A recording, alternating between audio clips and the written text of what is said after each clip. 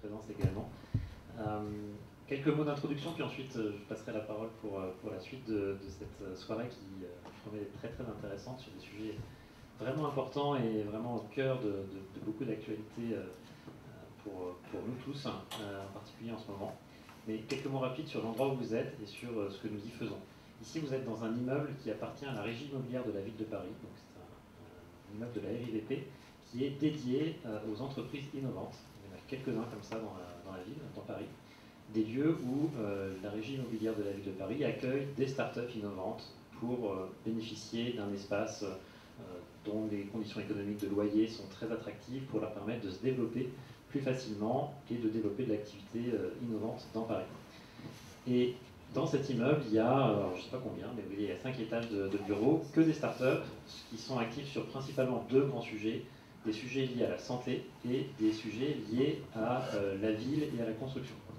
Et nous, Impulse Partners, on est un acteur privé, on est une entreprise qui avons été choisis par la ville de Paris il y a quelques années maintenant pour être l'un des opérateurs de ce lieu.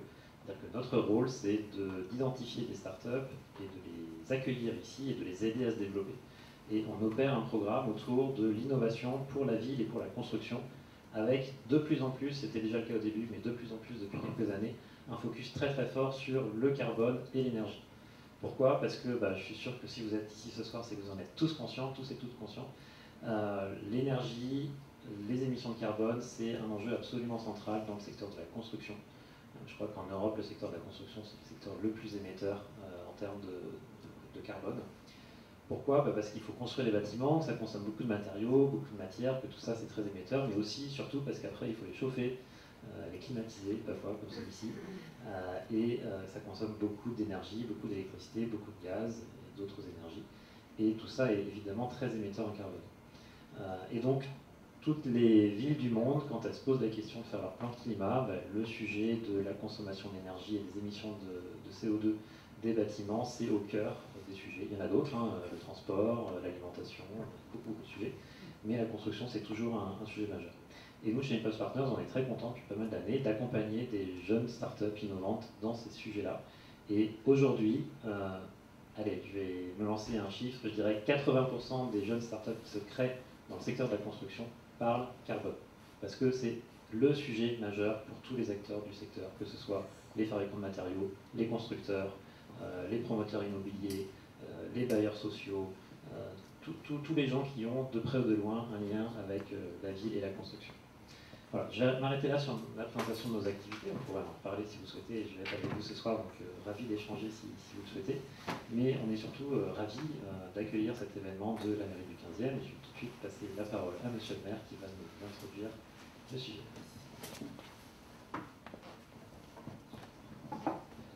Bien, bonsoir à toutes et à tous. Merci de nous avoir présenté un petit peu les enjeux qui sont devant nous, les grands défis que nous avons à relever en matière de plan climat et puis aussi Impulse Partners.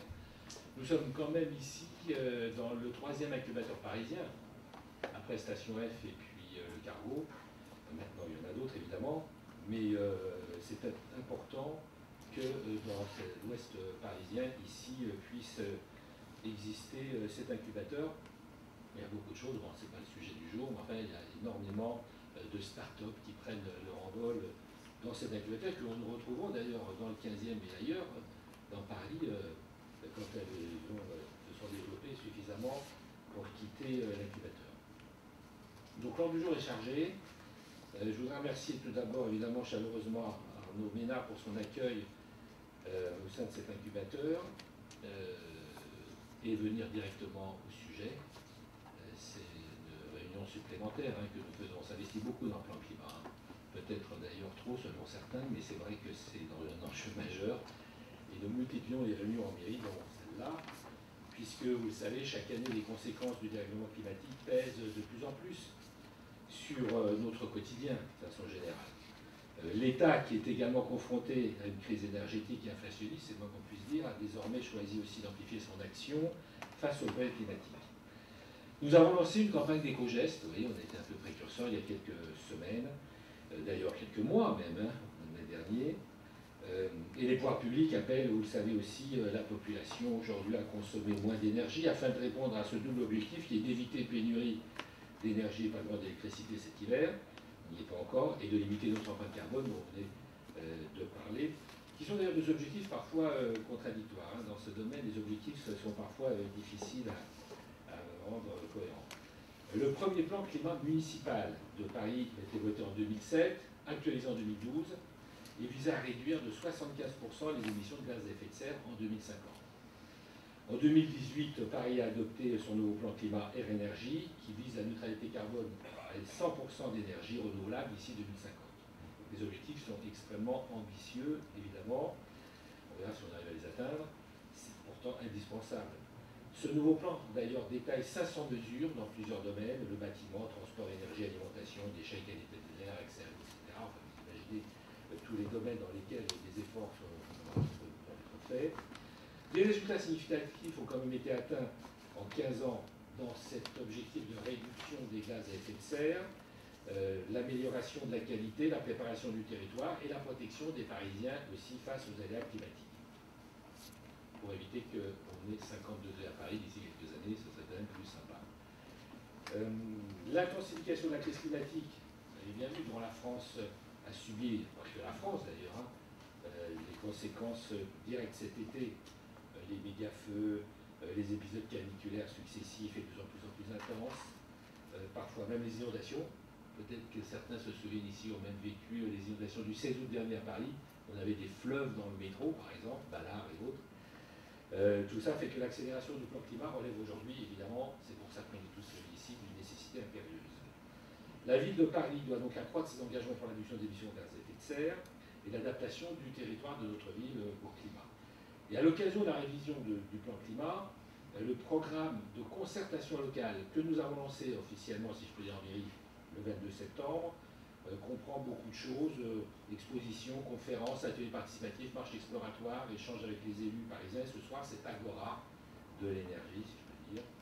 Donc, je voudrais remercier l'ensemble des intervenants avec lesquels nous aborderons la nécessité de faire évoluer le bâti pour une meilleure qualité de vie, mais aussi pour répondre à des enjeux environnementaux incontestables et à une conjoncture énergétique qui nous pousse collectivement à nous engager dans l'effort sur le plan national. Commençons par le secteur du bâtiment, qui représente près de la moitié des consommations énergétiques annuelles françaises quand même, et qui génère un quart des émissions de gaz à effet de serre. Dans un premier temps, donc, il faut évaluer les performances énergétiques de son logement.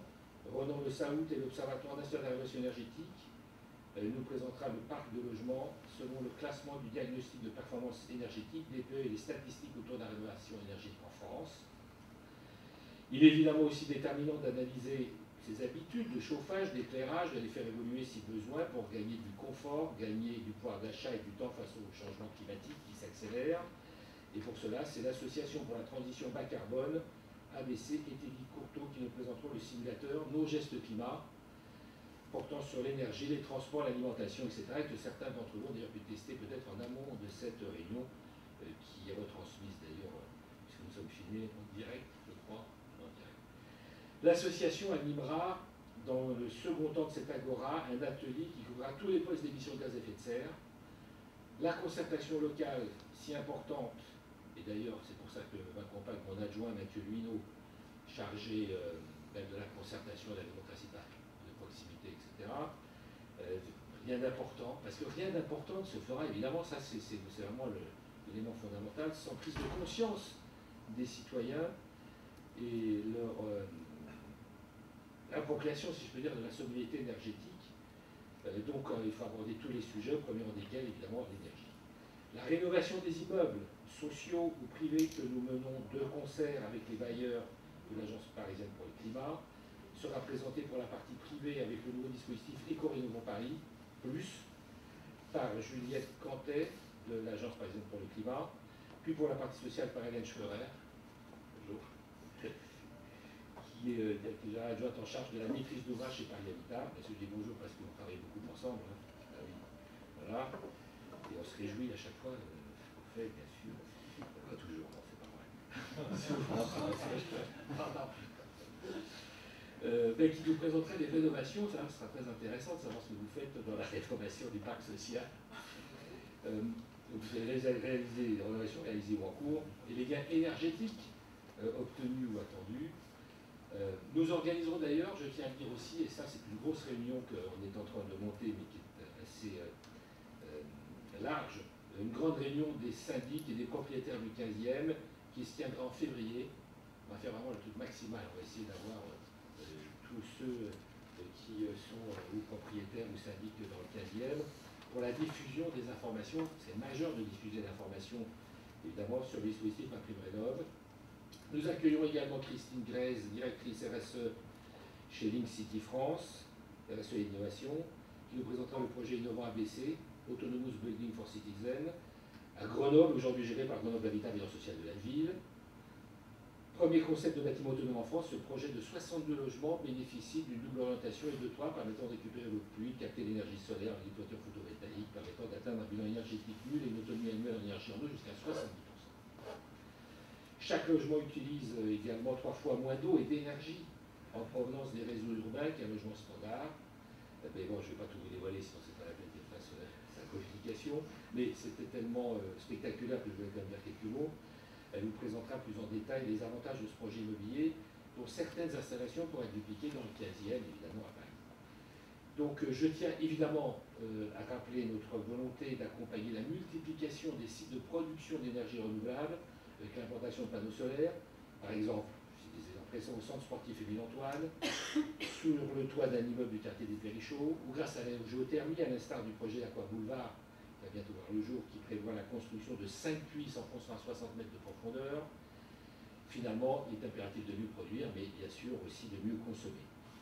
Donc je peux vous inviter ce soir à interagir tout au long des différentes présentations. J'espère que vous resterez, sinon pour la seconde partie de cette réunion est l'atelier bas carbone. Alors vous trouverez toutes les informations sur le programme de cette concertation qui prendra fin en décembre, en zone jusqu'à décembre, et grâce au flyer qui vous trouve ici. Dès demain, vous pourrez déposer vos idées sur le site dédié décider.paris.fr. À l'issue des 3 mois de concertation se tiendra la votation citoyenne au printemps 2023 et les travaux de co-construction jusqu'à l'adoption du plan climat révisé au printemps 2024, sous l'égide de grand maître de la concertation quotidienne. Mais bien sûr, c'est là pour tout Paris. C'est pour vous dire simplement que nous, mairie du 15e, modestement, mais quand même, on est pleinement mobilisés, investis dans la transition écologique, et nous nous efforçons d'adapter notre territoire à ces nouveaux enjeux. Mais évidemment, il faudra amplifier considérablement nos actions, parce que ça ne reste pas à un niveau laboratoire, afin de maintenir une qualité de vie à Paris. Et c'est pour cette raison que la révision du plan climat, vous l'avez compris, mais si vous êtes là, c'est que vous êtes bien conscient, est une opportunité que nous devons tous saisir. Voilà. Merci à Teddy Courteau pour la présentation qui va nous présenter le simulateur maintenant de gestes pour le climat. Et maintenant, il me reste à vous souhaiter qu'ensemble nous puissions, à nous souhaiter d'ailleurs qu'ensemble nous puissions préparer la réponse du 15e, chacun sur son modeste territoire, face à l'urgence climatique. Merci.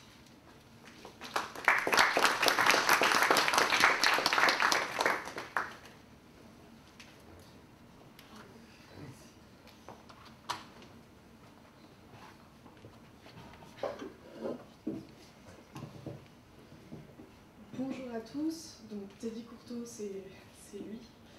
Moi je suis Élise Giono et tous les deux on va vous parler ce soir d'empreinte carbone individuelle. Mais avant de laisser Teddy présenter le simulateur, je vais peut-être rappeler les activités de l'ABC. Donc l'ABC c'est l'Association pour la transition bas carbone, anciennement Association Bilan Carbone.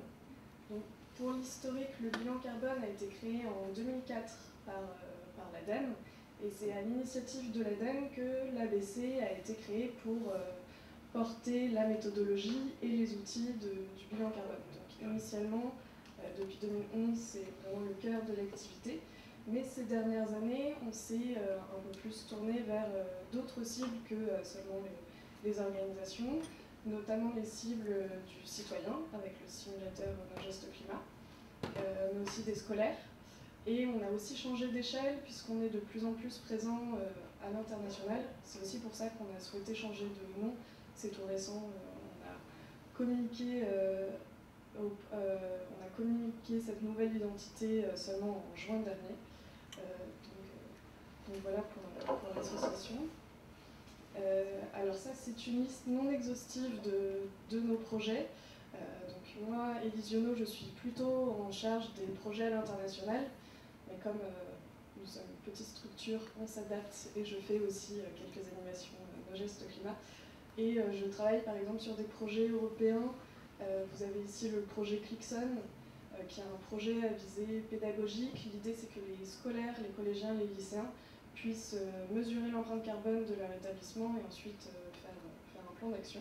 Ça se passe à l'échelle européenne. Et vous avez le projet LIFE, qui était un projet coordonné par l'ADEME jusqu'en 2018. Et aujourd'hui, c'est encore l'ABC qui s'occupe de l'animation de ce projet. Et Teddy pour la version... Oui, bonjour à tous, je suis Teddy Courteau, chef de projet à l'ABC, et en termes d'animation de projet, on a différents projets, moins techniques que d'autres et plus axés sur l'intérêt général et à destination du grand public, notamment le projet établissement bas carbone qui est au centre de la slide, qui est la version française de Clixon, donc à nouveau pour calculer l'empreinte carbone des collèges et des lycées, des petits déjeuners thématiques aussi, il y en a 3 par an. Le dernier était sur le numérique, à l'Académie du climat à Paris, on en aura un prochain au mois de décembre aussi à l'Académie.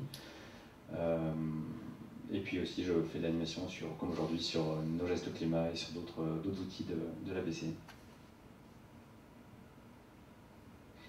Et pour aujourd'hui, alors certains d'entre vous, alors on va s'attarder donc comme vous le savez sur No Geste Climat, qui est un simulateur de votre empreinte carbone individuelle, donc pour le quotidien, et on évalue ça en tonnes de CO2 équivalent, on reviendra là-dessus tout à l'heure, par an, par personne.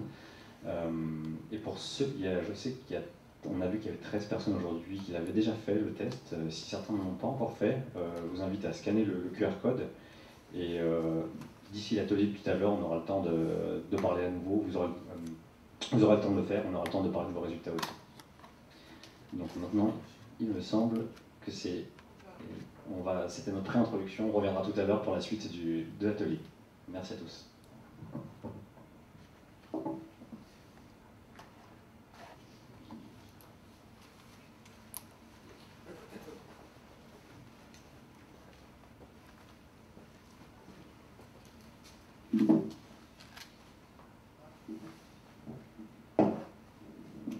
Bonjour à tous, je vais installer ma présentation.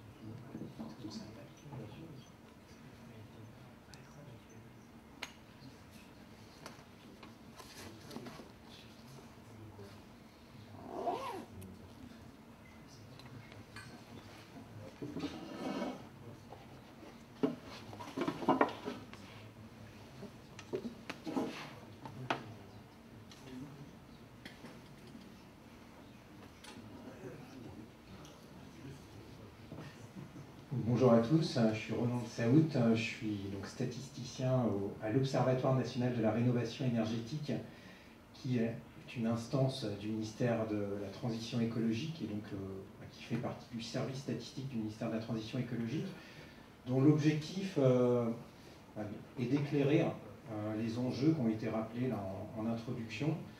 Ce n'est pas effectivement de proposer des nouvelles mesures politiques, de porter en fait des propositions de nouvelles politiques, mais bien en fait de centrer en fait sur la mesure et les difficultés en fait d'éclairer ce débat avec des mesures qui soient pertinentes. Donc cet observatoire il a été créé récemment en fait en 2019 avec l'objectif d'utiliser plusieurs sources de données pour faire cet éclairage. Les sources de données principales qu'on utilise, c'est d'abord des sources administratives. Donc les diagnostics de performance énergétique qui visent à donner, lors de moments en fait, de la vie du logement, finalement un diagnostic uniformisé pour tous les logements en fait, français qui sont mis en vente, mis en location ou de construction neuve, et qui a été réformé en 2021. Donc justement en termes de prise en compte du climat, on voit l'évolution entre 2012 et 2021. 2012, le DPE, le diagnostic de performance énergétique, était principalement basé sur les consommations d'énergie primaire. Depuis, il y a une double étiquette qui dépend à la fois des émissions de gaz à effet de serre et de la consommation d'énergie primaire. Et donc, effectivement, en fait, ce qui impacte très fortement, évidemment, les logements, par exemple, chauffés au fioul ou à d'autres énergies fossiles qui sont classées très fortement dans les passoires énergétiques, ce qui était moins le cas précédemment. Une deuxième source de données sont les aides à la rénovation énergétique, c'est-à-dire les subventions qui sont données aux ménages pour mettre en place des travaux de rénovation énergétique. Et d'autres sources de données qui sont plus finalement propres à la statistique publique, les enquêtes. On met en œuvre des enquêtes liées à la rénovation énergétique. Alors, pourquoi? Parce que tout simplement, par exemple, pour mesurer les travaux non aidés, on sait que finalement, on va centrer en fait, les aides à la rénovation énergétique sur certaines catégories de ménages, par exemple les ménages modestes, pour lutter contre la précarité énergétique. Ça ne veut pas dire effectivement que les ménages les plus riches ne font pas de rénovation énergétique, mais on ne va pas le mesurer à travers les aides. On va pouvoir le mesurer à travers des enquêtes. Et la dernière source de données, qui est encore prospective, mais qu'on espère obtenir dans les prochains mois, c'est les données réelles de consommation d'énergie, qui permettront, en fait, au-delà de l'analyse, on va dire, qu'on qualifie conventionnelle, quels sont les gains théoriques des politiques de rénovation énergétique, c'est-à-dire au vu des caractéristiques du logement, quelles sont la réalité de ces effets, en fait, sur les consommations réelles observées. Donc, je vais revenir en fait dans la suite sur les principaux résultats autour des diagnostics de performance énergétique, parler brièvement des aides à la rénovation énergétique et ensuite conclure par les données de consommation réelle. Les diagnostics de performance énergétique, finalement, c'est une mine d'or en termes statistiques pour finalement savoir en fait, ce qui se passe sur le marché du logement, parce qu'il y a plusieurs centaines de milliers de DPE qui sont faits chaque année. Le problème, c'est que ces DPE ils sont faits au moment de la vie du logement, à un moment particulier, la mise en vente, la mise en location, la construction neuve. C'est un moment particulier, ça veut dire que ce n'est pas représentatif du parc de logement dans son ensemble. Et donc le travail qu'on effectue, nous, c'est d'essayer de faire en sorte de prendre cette base de données, qui est finalement observée à des moments particuliers de la vie du logement, et donc pour des logements particuliers, et en déduire en fait la situation de l'ensemble du parc de logement. Et ce qu'on fait, c'est qu'on regarde les DPE observés. On a pris en fait les DPE ici sur la période décembre 2021, mars 2022. On a fait un petit modèle statistique qui expliquait les classes DPE et on a appliqué ce modèle aux données fiscales qu'on observe pour les 36 millions de logements français, 30 millions de résidences principales, 3 millions de résidences secondaires, 3 millions de logements vacants. Et ce qui nous permet d'en déduire des principaux résultats à des niveaux, alors agrégés au niveau France, sachant que ça peut paraître frustrant, je ne vais pas présenter beaucoup de résultats spécifiques à la région parisienne, mais on travaille justement sur le fait de diffuser dans les prochains mois des données localisées. Ici, ce qui est important de noter, c'est qu'il y a encore relativement peu de logements très performants, avec les étiquettes A et B, 5% du parc. Un nombre de passoires énergétiques. Donc les passoires énergétiques, c'est les logements qui sont avec les étiquettes F et G, qui seront soumis les premiers à interdiction de location à partir de 2025 pour les logements G, 2028 pour les logements F, 2034 ensuite pour les logements E. Donc les passoires énergétiques, c'est simplement les F et G, ils sont évalués à 17% des résidences principales en France, donc à peu près 5,2 millions de logements. L'étiquette la plus fréquente, c'est l'étiquette D, et ensuite on retrouve un nombre assez important aussi d'étiquettes C et E. Une nouveauté qu'on a fait, qu'on n'avait pas fait lors du précédent document de travail, c'est d'étudier ce qui se passe sur le parc des résidences secondaires et des logements vacants, identifiés comme vacants au moment en fait, de la disponibilité des sources fiscales. Ce qu'on peut constater, en fait, c'est le graphique ici sur la droite.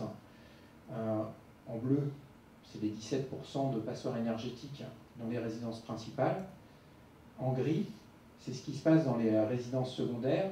Et en blanc, ce qui se passe dans les logements vacants. On voit que les taux sont beaucoup plus élevés. Et notamment, en fait, on a presque 30% en fait, de passoires énergétiques effectivement dans les résidences secondaires et les logements vacants. Alors, ce qui intuitivement peut s'expliquer, puisque c'est des logements qui vont potentiellement être moins entretenus, qui ont d'autres usages qui ne sont pas forcément utilisés toute l'année. Après, évidemment, ça pose des questions en termes de réallocation du parc au vu des enjeux en termes de politique publique sur le parc locatif privé, des interdictions de location. Il ne faudrait pas effectivement qu'il y ait des changements en fait, d'attribution entre certains segments du parc locatif privé, résidence secondaire, résidence de courte durée. Si on regarde ce qui se passe en termes finalement de statut d'occupation entre les locataires du parc privé, les propriétaires et les locatifs du parc social, on retrouve que dans le parc social, le taux de passoire énergétique est plus faible. Il est plus important en fait qu'avec l'ancien DPE, mais il reste beaucoup plus faible que dans les autres segments du parc. Et on retrouve aussi que les locataires, en fait, dans le parc locatif privé, il y a un nombre de passoires qui est plus important. On peut aussi noter que d'autres éléments, notamment si on se réfère à l'agglomération parisienne, effectivement, la particularité de l'agglomération parisienne, c'est la présence de logements de plus petite taille et un nombre de passoires qui est beaucoup plus élevé, plus de 30% en fait, que dans les autres départements français. Il y a d'autres départements où il y a beaucoup de passoires, mais en tout cas, il y a une particularité de l'agglomération parisienne de ce point de vue-là. Des logements chauffés au fioul qui sont très peu performants en termes de classe DPE, ce qui s'explique notamment par la prise en compte des émissions de gaz à effet de serre. Et ensuite, évidemment, des effets de la réglementation thermique et des effets revenus qui sont de faible ampleur, mais qui existent. Et notamment, on constate qu'effectivement, les ménages les plus modestes du premier quintile du parc privé résident plus régulièrement dans des passoires énergétiques. Donc voilà pour la première source de données sur les DPE. J'en arrive donc aux aides à la rénovation énergétique et aux enquêtes. Les aides à la rénovation énergétique, elles sont multiples, complexes, évolutives. Donc on essaye de tenir compte de tout ça, entre effectivement les CITE qui est devenu MaPrimeRénov', les certificats d'énergie, les aides Habiter Mieux de l'ANA. L'objectif qu'on a en fait, c'est d'essayer de... On diffuse pour les MaPrimeRénov', il y a des analyses régulières, tous les 3 mois, tous les 6 mois, qui peuvent être effectuées en termes de gains conventionnels, c'est-à-dire les gains théoriques associés à ces aides. Mais tous les ans, en fait, on essaie d'avoir une vision consolidée des effets des aides. Quand je dis consolidé, c'est le travail un peu qu'on effectue en appariant différentes sources de données, c'est que les ménages peuvent bénéficier à la fois, par exemple, de la prime Rénov' et des C2E. Et effectivement, en fait, en tenir compte, c'est compliqué parce qu'il faut regarder les adresses, etc. Et donc, c'est l'objectif, en fait, c'est le travail qu'on poursuit ici à l'ONRE pour donner des analyses de ce type-là, qui visent alors en rouge. Ici, c'est les aides à la rénovation énergétique en 2019. Alors, bientôt, il y aura l'analyse en 2020. Alors, pourquoi 2019 et pourquoi en fait une temporalité aussi importante? C'est parce qu'effectivement, pour les C2E, on a la version consolidée seulement 2 ans après. En fait, il faut attendre 2 ans avant d'avoir l'ensemble des C2E disponibles d'une année. Donc, voilà. Et ce qu'on constate, c'est qu'il y a eu 2,4 millions de logements qui ont pu être aidés, avec un gain en termes d'économie d'énergie évalué à 8,2 TWh par an. En bleu, ici, il y a le complément qui correspond à la totalité, qui correspond aux effets aidés et non aidés. Et on voit qu'il y avait 1,6 million de logements, de maisons aidées. Il y en a 2,3 millions qui font de la rénovation énergétique si on tient compte du non aidé. Et donc, 8,1 TWh économisés par an, au lieu de 6 si on tient compte uniquement des aides. On voit qu'ici, il y a une zone grise, c'est le logement collectif, pour lequel, pour l'instant, il n'y a pas encore eu d'enquête statistique pour mesurer la rénovation non aidée, tout simplement du fait des complexités techniques, c'est-à-dire qu'on retrouve dans une enquête statistique les difficultés techniques qui sont liées à la mise en place de la rénovation énergétique dans le collectif, c'est-à-dire qu'il faut aussi qu'on interroge à la fois les occupants des logements, mais aussi les syndics, pour voir en fait ce qui se passe dans les parties communes. Associé à ça, là, ce que je ne présente pas, c'est que cet été, il a été publié aussi un document de travail qui fait l'analyse en termes de gains d'émissions de gaz à effet de serre sur la partie pour les maisons. Et donc en évaluant les gains à 2,1 millions de tonnes de CO2 par an de la rénovation des maisons.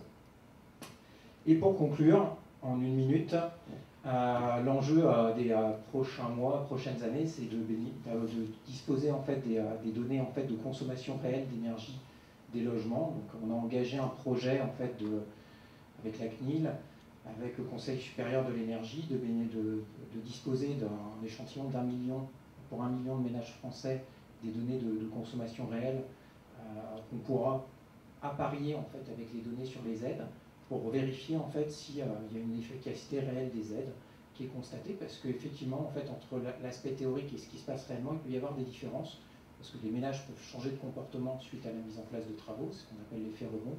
Et un point qu'on ne mesure pas effectivement dans nos analyses statistiques, c'est la qualité réelle des travaux, qui peut être variée. Donc voilà sur les enjeux en termes de mesures et de statistiques autour de la rénovation énergétique. Merci.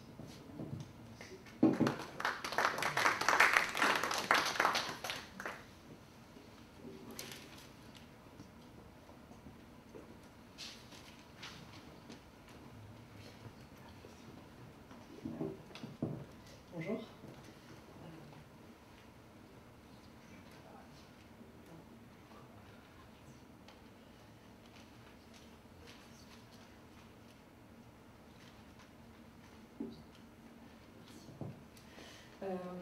Alors, moi je suis... Oh, c'est pas au début.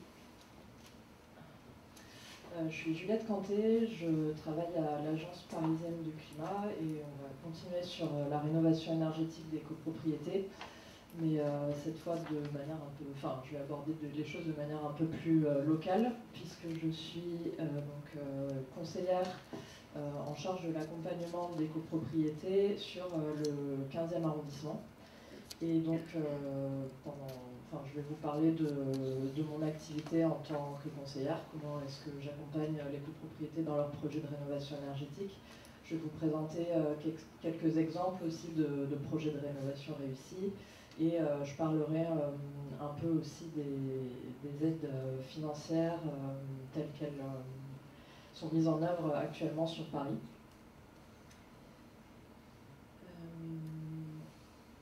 Oui, donc l'Agence parisienne du climat, c'est une association qui a été créée il y a une dizaine d'années à l'initiative de la ville de Paris, dans le but de mettre en œuvre une partie des actions de son plan climat. Et parmi elles, la rénovation énergétique des logements du parc privé, puisqu'on sait que l'habitat représente une part importante des émissions de carbone. Et que la ville de Paris a pour objectif de rénover un grand nombre de ces logements, voire la totalité en fait d'ici 2050. Et donc on est actuellement 13 conseillers à l'Agence parisienne du climat répartis sur le territoire. Donc moi je suis sur le 15e et donc on intervient auprès des copropriétés et chaque année on accompagne des dizaines de projets de rénovation énergétique. De leur démarrage à leur aboutissement. Et donc l'expérience qu'on tire de cet accompagnement, c'est que la copropriété c'est un environnement très complexe au niveau juridique, mais aussi au niveau humain, puisque c'est un collectif dont les membres doivent se mettre d'accord pour avancer ensemble. Et donc on a identifié des éléments qui permettent, selon nous, de réussir un projet de rénovation énergétique. Le premier, c'est d'être accompagné dans son projet. C'est pour ça que, du coup, l'Agence parisienne du climat permet aux copropriétés parisiennes de bénéficier de l'accompagnement d'un conseiller dès ses premières réflexions sur les travaux de rénovation énergétique. Un deuxième facteur, c'est de disposer d'outils d'aide à la décision dans le choix des travaux. Donc sur cet élément-là, nous on a une démarche qui est d'encourager les copropriétés à réaliser un diagnostic technique global de leur immeuble, donc une étude très complète qui va leur permettre d'avoir une vision d'ensemble sur les besoins de travaux dans leur copropriété et une planification, une hiérarchisation de ces besoins de travaux pour aboutir à ce qu'on appelle des scénarios de travaux plus ou moins ambitieux sur le plan énergétique. Et donc ce diagnostic technique global, il est financé par la mairie de Paris en partie et aussi la subvention est adossée à un document qu'on a rédigé à l'Agence parisienne du climat et qui liste toutes les exigences font pour nous de ce diagnostic une prestation de qualité. Et donc voilà, c'est vraiment un des éléments importants de notre accompagnement, c'est d'aider les copropriétés à mettre en place, enfin, à réaliser ce diagnostic pour pouvoir faire le bon choix sur leurs travaux. Et le troisième facteur de réussite, c'est de se rendre compte que c'est possible, et donc d'accéder, de découvrir près de chez soi des projets qui ont été réalisés. Et donc pour ça, on a tout un programme qui comprend des visites de copropriété, une carte en ligne sur laquelle sont recensés tous les projets de rénovation réalisés ces dernières années. On organise aussi chaque mois plusieurs webinaires thématiques. Voilà, des visites, je l'ai dit. Ah oui, et on met aussi beaucoup en contact les copropriétaires les uns avec les autres pour qu'ils puissent s'apporter de l'expérience sur des cas de rénovation similaires. Et donc les arguments aujourd'hui pour la rénovation énergétique se font de plus en plus forts. Donc il y a le fait de réduire sa facture d'énergie évidemment, d'améliorer le confort de son logement puisque un immeuble isolé à température ambiante égale va apporter beaucoup plus de confort et donc permettre de consommer moins de chauffage, contribuer à réduire les émissions de gaz à effet de serre et les déchets nucléaires évidemment. Il y a l'argument aussi de la prise de valeur immobilière d'un bien rénové par rapport à un bien non rénové, donc qui prend actuellement de plus en plus d'importance. Et aussi entreprendre une démarche de rénovation énergétique, c'est anticiper le renforcement de la réglementation à venir dans les prochaines années. Donc mon prédécesseur en a parlé sur les interdictions de mise en location des passoires énergétiques. Il va aussi y avoir des obligations d'études qui vont arriver dans les prochaines années, et justement réaliser ce diagnostic technique global, ça permet de se mettre en conformité avec ces futures obligations. Alors, les projets dont je voulais vous parler, j'en ai choisi deux qui ont chacun des caractéristiques assez différentes. Le premier, c'est un immeuble typique des années 70, de 80 logements, et qui a réalisé des travaux d'isolation par l'extérieur, d'amélioration de la ventilation et de rénovation de la chaufferie, qui lui ont permis de passer d'une étiquette E à une étiquette B, avec un gain énergétique de 63%. Donc c'est vraiment une réalisation très intéressante. Et je vous ai mis aussi le coût moyen des travaux par logement, qui est de 16 800 €. Et le second exemple, c'est un immeuble du 19e siècle. Donc j'ai voulu le mettre parce qu'il y a souvent cette idée que sur les immeubles anciens, on ne peut rien faire, mais c'est pas vrai. Il y a beaucoup d'interventions qui peuvent être réalisées sur les immeubles, que ce soit l'isolation des façades côté cour, mais aussi parfois côté rue. Et c'est ça qui est intéressant dans cet exemple, c'est qu'on voit qu'il y a une isolation par l'extérieur. Je ne sais pas si on voit très bien sur la photo, mais en tout cas les ornementations en façade ont été reproduites, et quand on voit la photo avant-après, c'est vraiment assez impressionnant. Et donc là aussi un gain énergétique très intéressant de 58%, et on passe d'une étiquette G à une étiquette D. Et oui, et aussi c'est un immeuble en chauffage individuel. Donc on voit qu'avec une intervention sur les façades, la toiture, le remplacement des fenêtres, l'isolation et la toiture j'ai déjà dit, et l'installation d'une ventilation, on atteint des performances énergétiques intéressantes. Et donc concernant les aides financières, je vous ai fait cette slide assez dense qui tente de résumer tout ce qui existe actuellement quand on est copropriétaire à Paris. Mais ce qu'il faudra retenir de ma présentation surtout, c'est que la meilleure chose à faire, c'est de prendre contact avec l'Agence parisienne du climat pour être accompagné par le conseiller de son arrondissement et qui vous aide en fonction de votre projet. Enfin, en l'occurrence, ce sera moi vu qu'on est dans le 15e, et du coup là, s'il y a des habitants du 15e, ils auront affaire à moi.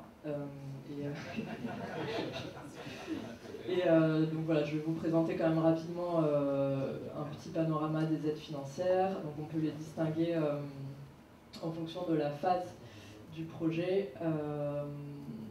D'abord, dans une première phase, donc les aides au diagnostic technique global, celles dont j'ai parlé, et aussi les aides à la maîtrise d'œuvre, donc qui sont soumises à un cahier des charges, donc respectivement de l'Agence parisienne du climat, de la ville de Paris et la métropole du Grand Paris, parce qu'on n'est pas sur les mêmes financeurs selon les aides. Et dans certains cas, à un gain énergétique des travaux supérieurs à 35%. Et ensuite, les aides aux travaux, donc là on a l'aide principale, MaPrimeRénov' copropriété, qui est soumise à un gain énergétique de 35%. Les certificats d'économie d'énergie dont on a un peu parlé avant, et donc les aides de la ville de Paris dans le cadre du dispositif Éco-Rénovons Paris. Et donc ce qui est important à retenir aussi, c'est donc si on revient sur les deux exemples que je vous ai présentés, donc là j'ai mis des coûts moyens par logement, 16 800 € pour le premier, 9 000 € pour le second. Mais en tout cas, on voit que les gains énergétiques, dans les deux cas, sont supérieurs à 35%. Et donc, ces copropriétés-là auraient certainement eu accès, si elles avaient fait leur projet maintenant, à l'aide MaPrimeRénov' et probablement aussi aux aides de la ville de Paris, qui commencent à partir de 15% de gains énergétiques, mais qui par contre sont soumises à des conditions un peu plus strictes au niveau des loyers pratiqués et des ressources des occupants. Voilà. Et donc, pour du coup, être accompagné par un conseiller de l'Agence parisienne du climat, la procédure, c'est de s'inscrire sur notre site internet qui s'appelle Coach CoPro. Donc voilà, paris.coachcopro.com, vous avez un flyer à montrer si vous souhaitez.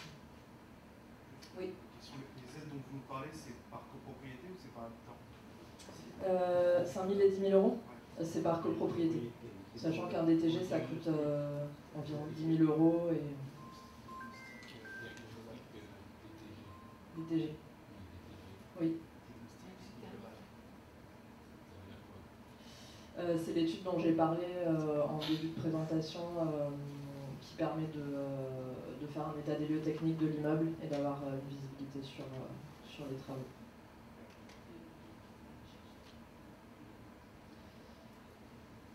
Est-ce que je passe la parole ?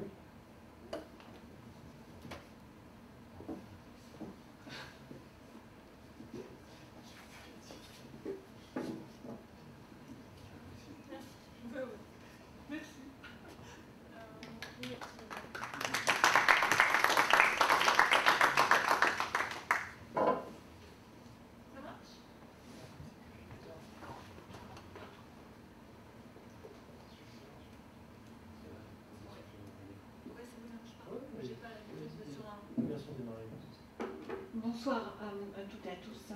Moi, je vais passer maintenant de l'autre côté, côté parc social. Donc, comme le disait monsieur, le parc social n'est pas le plus énergivore par rapport au parc privé national. Donc, je vais vous faire un zoom sur ce qu'est déjà Paris Habitat. Oh, ben voilà, j'ai fait une bêtise.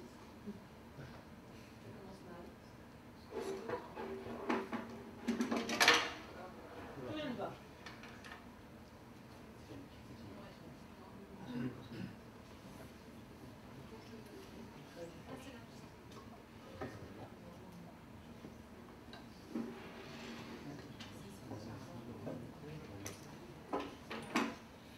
Donc juste quelques chiffres, je ne vais pas vous abreuver de tous les chiffres de Paris Habitat, mais juste vous dire que c'est le bailleur plus important bien sûr à Paris.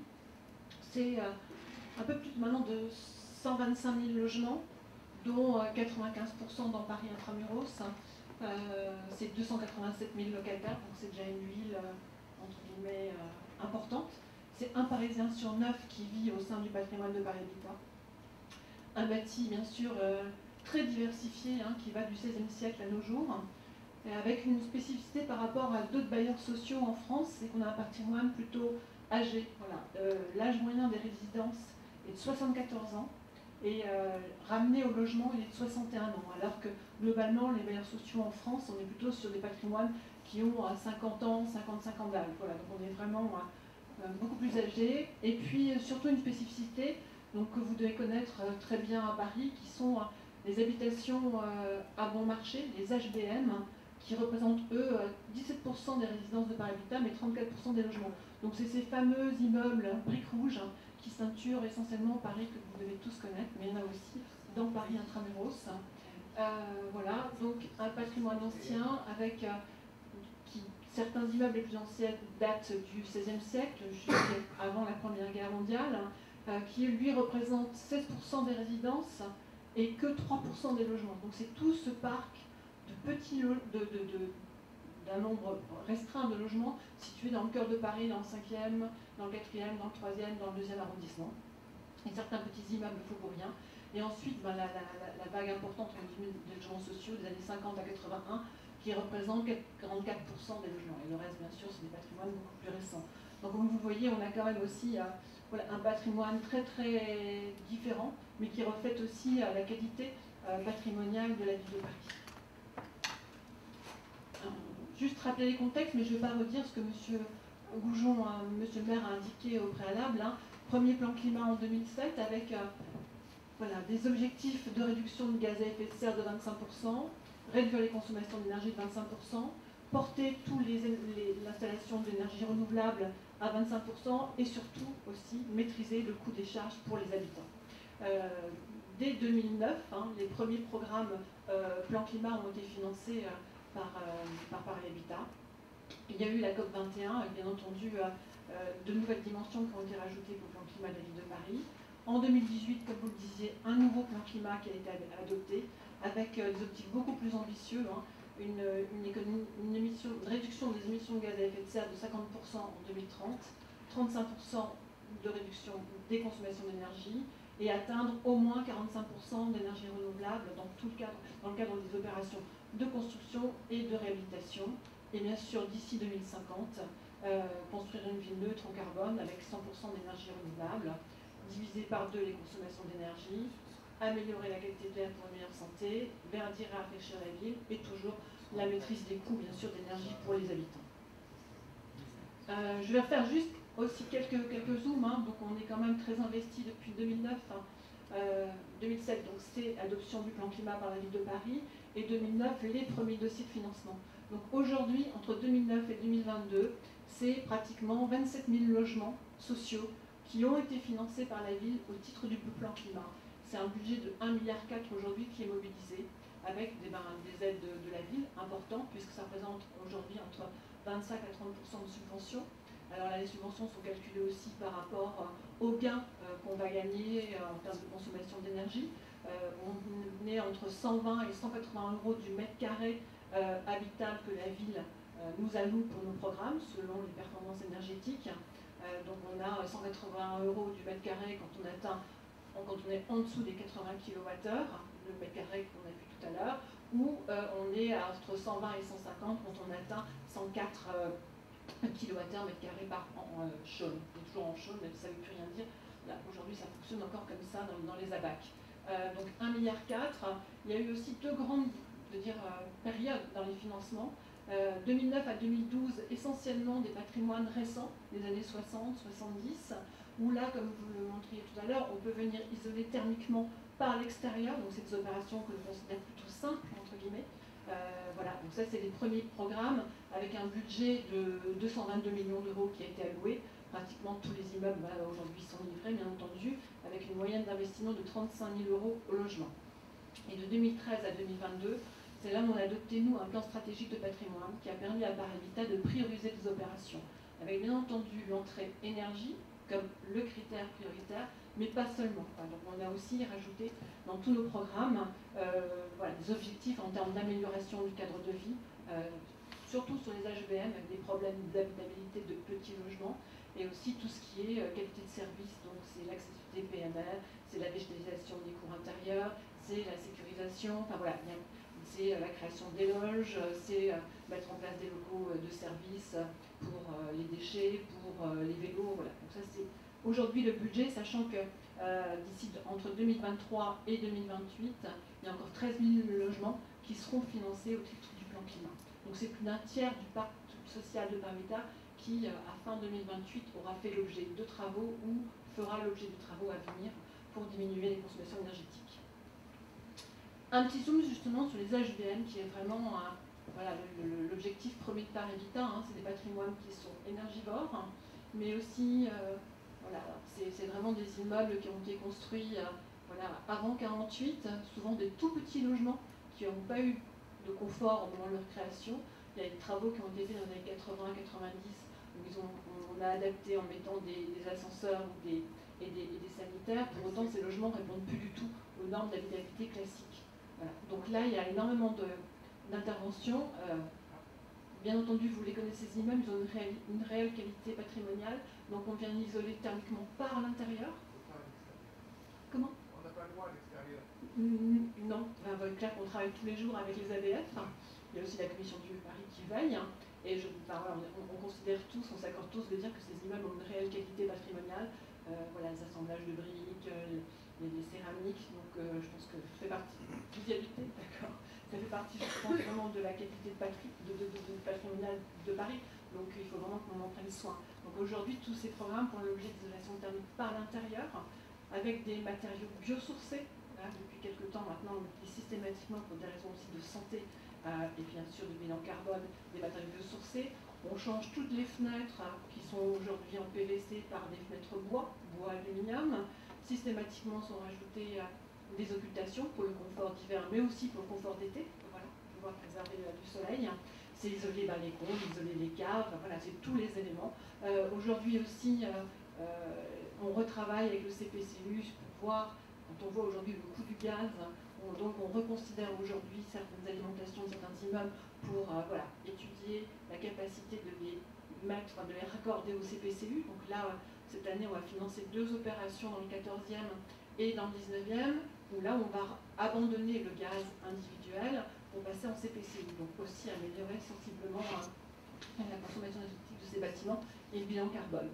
Donc sur les HBM, c'est vrai, c'est des opérations qui sont très très lourdes, qui nécessitent qu'on reloge l'ensemble des locataires, qu'on accélère les mutations et autrement qu'on mette en place des opérations tiroirs. Donc c'est des opérations très très lourdes à mener. Tous les patrimoines, bien sûr, ne font pas l'objet de travaux HBM aussi importants que cela. Donc globalement, sur ces logements, là c'est pratiquement 9000 logements, c'est 732 millions d'euros qui sont mobilisés. Alors là, on est sur des ratios beaucoup plus importants puisqu'on est à 81 000 euros logement. Donc déjà des résidences qui sont livrées, heureusement, donc dans le 5e, dans le 14e, dans le 12e, et puis pas mal d'opérations qui sont, alors je n'ai pas toutes citées, parce qu'il y en a plein, qui sont aujourd'hui en cours de travaux, hein, dans le 19e, dans le 13e, dans le 11e et dans le 18e. Voilà. Donc, comment? Pas encore. Donc là, globalement, les gains énergétiques sur ces immeubles qui sont énergivores, qui sont en E limite D quand même, hein, voilà. On a un gain de 139 kWh, soit une économie pour les habitants de 52%, voilà, ce qui est quand même important. Et on passe du coup de l'étiquette E, mais E limite D, hein, faut être honnête, et on passe à l'étiquette C. Voilà. Donc ça c'est vraiment les programmes très importants, sans compter tout le travail qu'on fait aussi sur les îlots de fraîcheur qu'on rajoute à ces programmes de travaux. Voilà quelques exemples donc de ces patrimoines. Et ensuite, il y a les immeubles, entre guillemets, pour nous plus simples, des années 60-70, où là, on peut intervenir en isolant thermiquement par l'extérieur.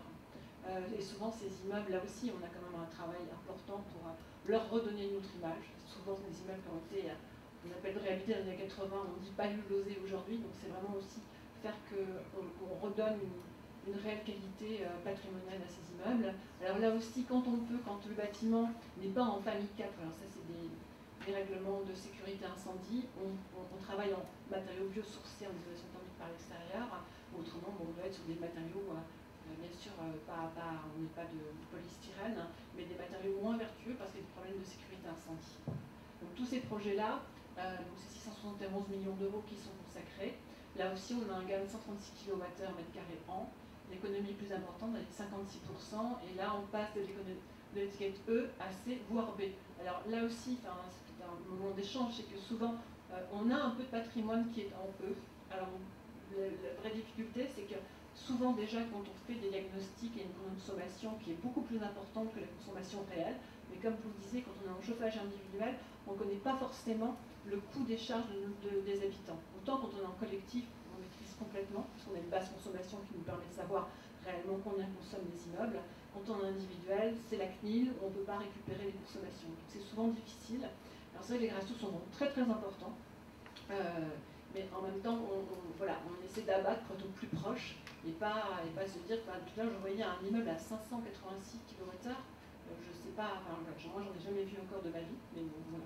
Et autrement, eux, souvent ce qu'on rencontre, c'est des chauffages électriques qui eux aussi, de la façon dont ils sont classés, surconsomment, alors que dans la réalité, ils ne sont pas forcément, ne consomment pas autant. Voilà. Donc quelques exemples aussi de réhabilitation qui ont été livrés dans le 12e, dans le 13e, dans le 20e, voilà. Donc, et puis d'autres qui sont encore en cours de travaux, qui vont être livrés d'ici la fin de l'année, comme une très belle résidence dans le 19e de Honegger, un architecte connu, ou Armand Carrel, ou encore pour de...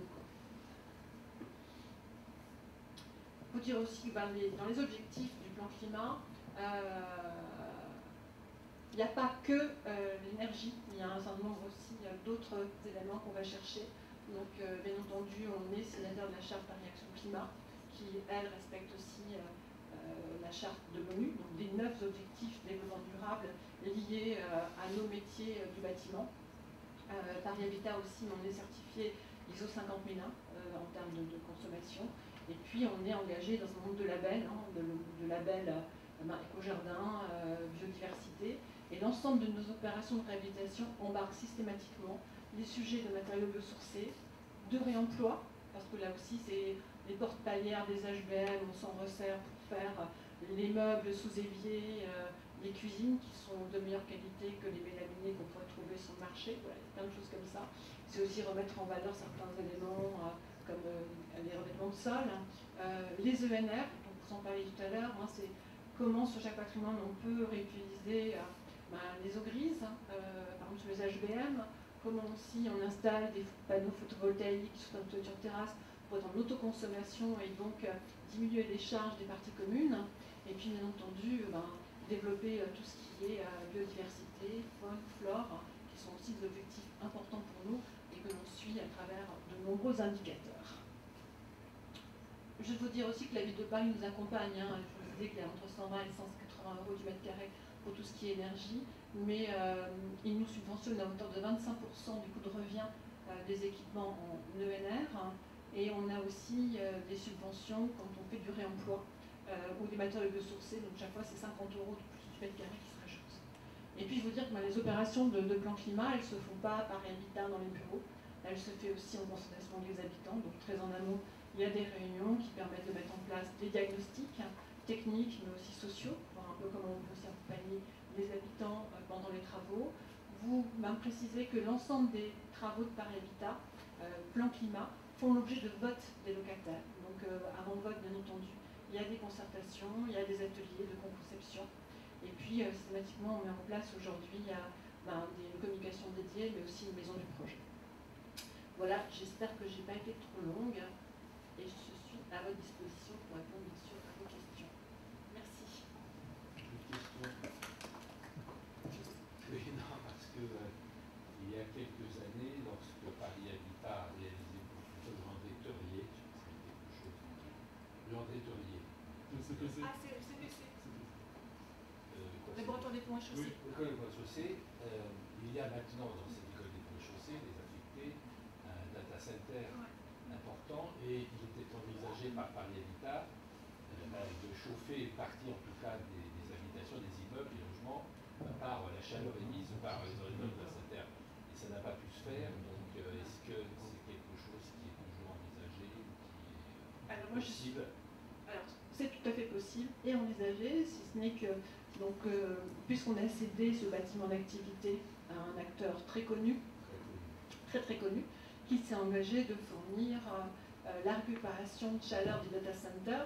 Cette personne avait été aussi intéressée par ces locaux parce qu'en sous-sol, il y a un abri anti-atomique dans lequel vous pouvez mettre justement ces data centers. Et donc, on va peut-être réactiver en intérieur atomique prochainement. Oh non. Il y a la vie atomique si un jour vous cherchez. Non, là vous mettez le 12 de bien. Voilà. Et donc, non. Et du coup, oui, il faut qu'on lui rappelle toujours à nos jours souvenirs que c'est bien qu'il finisse ses travaux, qui ne sont toujours pas terminés. Parce que vous devez passer devant et vous voyez bien qu'il y a toujours du blanc sur des vitres, et qu'enfin on puisse récupérer la chaleur émise, qui est la chaleur fatale, entre guillemets, l'énergie fatale, pour chauffer une partie des logements. Répondre à une partie des besoins en production pour l'eau chaude et pour le chauffage des logements et de la crèche. Voilà. Donc, si vous pouvez aussi me rappeler de vous souvenir, on a ce principe aussi de transformation de la chaleur. Donc là, c'est les data centers qui devraient, je l'espère, marcher, parce qu'il y a un accord, ça sera gratuit quand même pour les habitants et c'est quand même en plus. On a le même système avec la RATP sur un immeuble rue Beaubourg dans le 4e arrondissement, où on récupère la chaleur de la ligne 11 qui est transformée via une PAC, et dont là aussi nos locataires, je pense que c'est plus de 60% de la production qui est assurée par la chaleur de la ligne de métro en muto, qui passe juste au pied de notre immeuble. L'immeuble dont vous parlez, le laboratoire central est posé chez oui, la CPC. L'opérateur Free sous data center fonctionne, puisqu'on l'a visité, donc il n'y a pas de raison qu'il ne se soit pas développé, il en était à ses débuts. Pour moi, il m'a dit qu'il n'était pas en fonction. Maintenant, on peut relancer, mais vous l'avez visité. Oui, parce qu'en fait, ils avaient ouvert leurs portes aux élus comme j'étais dans le 15e. Donc j'ai eu l'occasion de visiter ce local. Ah, le j'ai visité aussi, mais... En rez-de-chaussée, j'ai vu les machines opérationnelles. Après, en rez-de-chaussée, c'est vrai que c'est assez désolant de voir que le bâtiment n'est pas mieux mis en valeur. La seule chose, c'est qu'ils l'utilisent pour des défilés de mode et des choses comme ça, donc le bâtiment est atypique et ils trouvent que c'est très bien et qu'ils nous avaient expliqué lors de la visite que s'ils avaient dû équiper les étages avec du matériel data center, les planchers n'étaient pas adaptés, donc il fallait tout renforcer et donc en tout cas c'était leur explication puisqu'il faut un certain nombre de machines par mètre carré pour que l'opération soit rentable. On en parlera peut-être à un autre moment, mais il n'était pas contenu dans son projet, il ne devait pas mettre des machines dans les étages, mais faire du coworking et mettre des bureaux. Hein. Donc voilà, mais ça. Ensuite, si j'ai bien compris, parce que j'habitais dans le quartier commerce, et il y a plusieurs opérations d'isolation par l'extérieur qui ont été faites sur des logements sociaux, par exemple le l'Amiral Poussin. Et ces bâtiments étaient équipés en façade de polystyrène expansé sur lequel on a mis de l'enduit. Donc si j'ai bien compris, maintenant ce genre de solution ne sera plus utilisé et on utilisera des matériaux biosourcés. Oui, sous réserve d'être bien, de ne pas être en 4e famille, donc c'est vraiment être au-dessus des 28 mètres, avec un problème d'accès pompier, donc vous ne pouvez pas utiliser des matériaux biosourcés. Voilà, aujourd'hui, la préfecture de police, les pompiers refusent, et c'est légitime, il y a eu assez de problèmes. Par contre, tout ce qui est en dessous de 28 mètres, oui, on est sur du biosourcé, avec quand même une difficulté, je le dis aujourd'hui, d'approvisionnement des matériaux, qui s'est renforcée ces derniers mois malheureusement, et puis aussi une filière professionnelle qui n'est pas encore au top. Voilà, donc on a quand même aussi beaucoup de mal, je le dis, à mobiliser les entreprises sur tous ces nouveaux dispositifs. Après, dernier point, quand je te représentais, Philippe, dans le dispositif Éco-Rénovons Paris, et j'avais bien compris aussi toute la difficulté de maintenir pour que les murs restent respirants, de façon à ne pas créer une atmosphère de confinement dans les appartements et les rendre insalubres. D'où la nécessité avec certains matériaux de ne pas faire d'isolation par l'extérieur, et ils étaient nombreux. Il y avait presque que le béton qui rendait la solution faisable, avec plusieurs opérations refusées par les architectes du bâtiment de France, notamment des murs en meulière par exemple, qui doivent rester respirants. La brique aussi peut poser des problèmes, et tous ces bâtiments faubouriens, sauf à y mettre une ventilation assistée très efficace, eh bien, ne peuvent pas être isolés par l'extérieur, sinon on crée un effet piscine, c'est-à-dire que les murs s'imbibent d'humidité qui ne peut pas s'évacuer par l'extérieur. Là, vous êtes peut-être extrémiste, mais il y a plein de matériaux aujourd'hui qui respirent. C'est vrai que la qualité des matériaux biosourcés, c'est qu'ils laissent la brique, qu'ils laissent la pierre meulière respirer. Voilà, c'est quand même. Après, de toute façon, on voit bien dès qu'on isole, en rajoutant en plus le changement des fenêtres. Vous savez très bien aussi que pendant certaines années, les bailleurs ont gardé les dormants, donc l'encadrement des fenêtres d'origine en bois, et ont juste remplacé les châssis en PVC, qui étaient vraiment des passoires thermiques. Voilà. Donc aujourd'hui, on vient déposer ça complètement.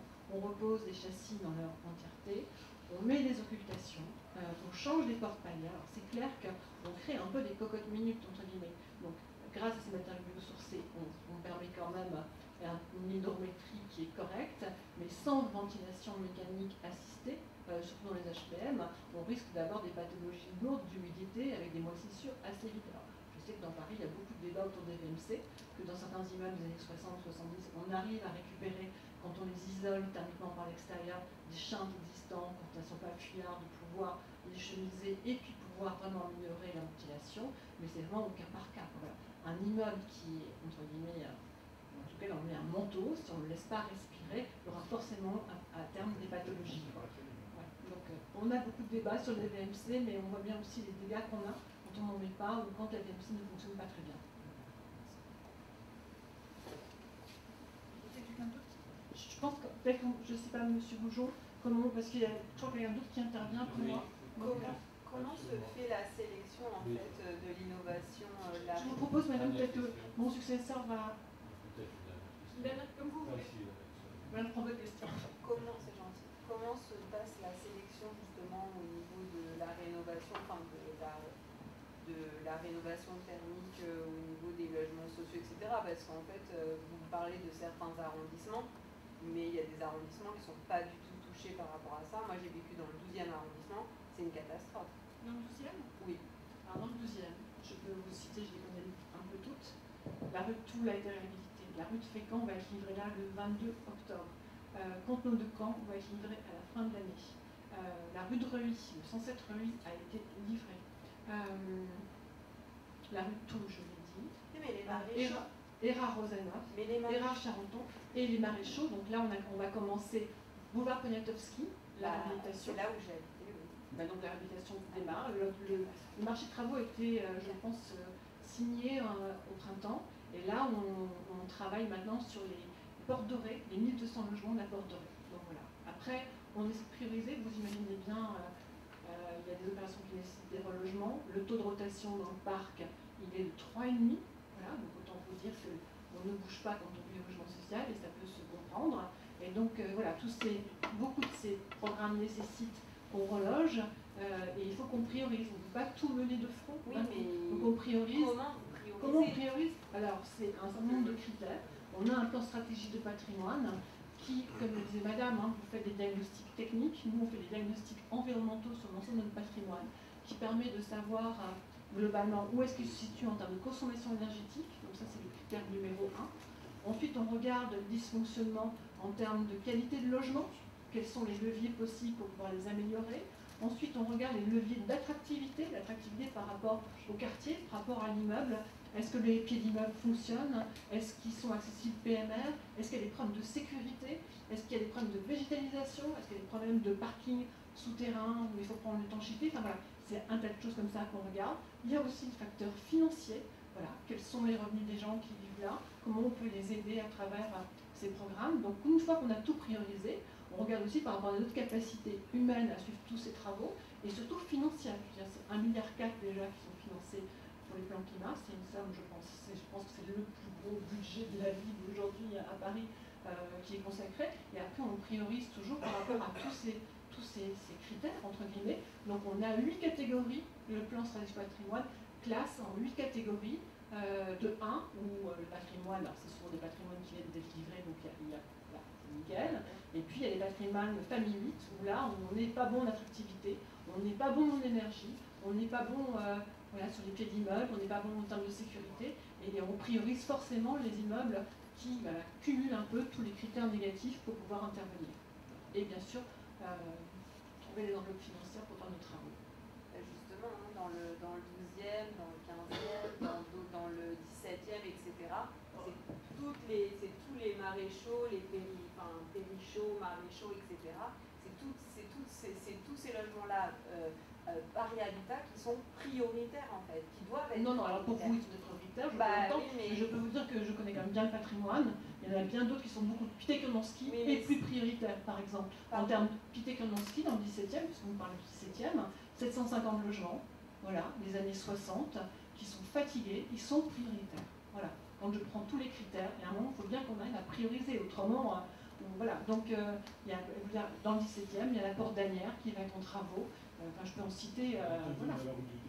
Il y a la rue du Théâtre qui est partie, qui a été financée l'année dernière, qu'on va refinancer là pour faire une qualité de service. Porte de Saint-Ouen, Porte de Clichy, Porte de Clignancourt. Non, mais attendez, vous pouvez me citer tout le patrimoine. Je vous dis qu'il y a un non, je vous cite vraiment des besoins particuliers par rapport à des personnes qui y habitent, qui ont des problèmes de santé, etc., liés à la circulation, etc. C'est qu'à un moment donné. Moi, c'est pas moi qui vais arrêter la circulation dans Paris. Non, c'est pas ça. Moi, vous me parlez de priorité. Oui. À un moment donné, justement, il faut prioriser aussi par rapport aux besoins des gens qui y habitent. Est-ce que vous pensez que c'est pas l'entrée principale? Pardon? C'est bien l'entrée principale, c'est les besoins des locataires. Je veux dire, voilà. Oui, avec, comme vous le savez aussi, dans ces immeubles-là, énormément de personnes très âgées, en sous-occupation, qui nécessitent qu'on les aide. Parce que voilà, on a une surorientation des gens en sous-occupation dans ces logements, qui ont souvent des problèmes de santé et qui nécessitent aussi un accompagnement spécifique des personnes individuel. âgées. Vous me parlez des personnes âgées, mais moi je peux vous parler aussi des personnes de 4, 5, 6 enfants qui habitent dans des conditions moi je vais pas. Voilà. Non mais j'entends, mais je veux dire, vous après, je pense que. Vous entendez, mais à un moment donné, en fait, je vous dis, la priorité, c'est aussi des familles qui sont en grande difficulté. Il n'y a pas que des personnes âgées en priorité. Oui, des personnes âgées dans bien les sûr. HP, mais il y a aussi beaucoup de gens qui habitent. Mais on va peut-être passer, écoutez, je pense que voilà, le plan stratégique du patrimoine, je crois qu'on a priorisé, que c'est un travail fin qui a été fait avec l'ensemble des collaborateurs et essentiellement ceux qui sont sur le terrain pour identifier les besoins des locataires. Et ne vous inquiétez pas, je travaille sur des portes puisqu'il y a une rue Charles-Hermite dans le 18e, où là on a un taux aussi de besoins énorme. Sur le NPNR rue Porte du 20e. Vous parlez de Porte d'Asnières, moi je vous parle de Porte de Clichy, Porte de Saint-Ouen par exemple. Bon, on va rester à part parce que je parle de. Voilà. Il y aura des réhabilitations, mais aujourd'hui c'est pas le priorité. Je vais laisser peut-être la parole à. On se demande. Merci.